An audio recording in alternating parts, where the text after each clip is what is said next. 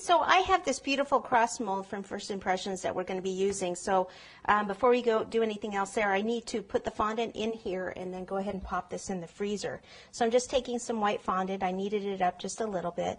And then I'm going to go ahead and place this in here. See how I push it in all the little grooves?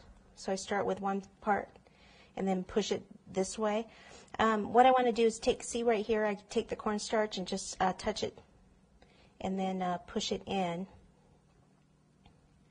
So you get it all the way in there.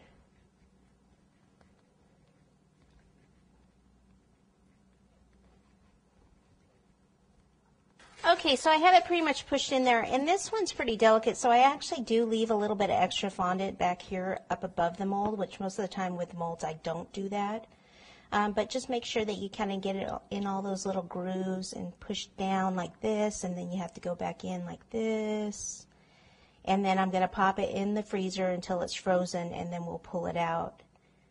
And you can do it in fondant like this, or you could also use chocolate and pour chocolate in there. Okay, so into the freezer it goes. All right, so while we're waiting for that, we're going to go ahead and do a little bit more detail here on the book. All right, so we've got the gold dust here. I'm going to put a little bit of the gold dust in this container because I'm going to thin it down with some alcohol to make a paint out of it. Like so. And what I want to do is I have these little puncher type things here that make little decorations. You know what? Another good source is metal tools for punching, like metal or leather punches are good things to make. They're little embossers. So I want to take one of these and I can dip it in my gold like this, and then just kind of. Let me actually get a paper towel here to. Okay, so take it against the paper towel and just kind of see if it's going to come out or not.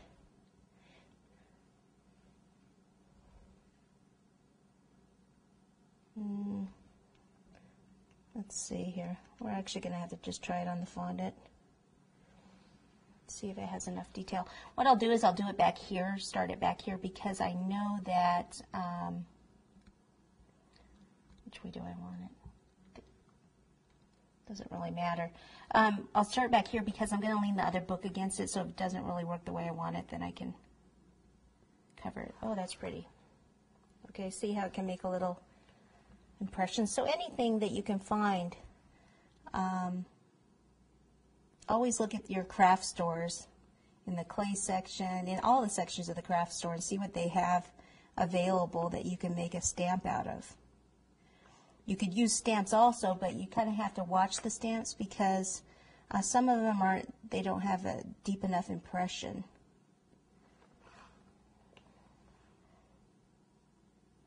Okay, so I'm just pushing it in and wiggling a little bit. That one doesn't have enough gold in, so I can put some more gold in there. So I'm going to go all the way around the edge. And when I get out here, just kind of secure it. Remember, there's nothing really under there holding that up, so make sure you secure it so you don't tear it or anything. Then we'll go opposite side over here so that we get them all even.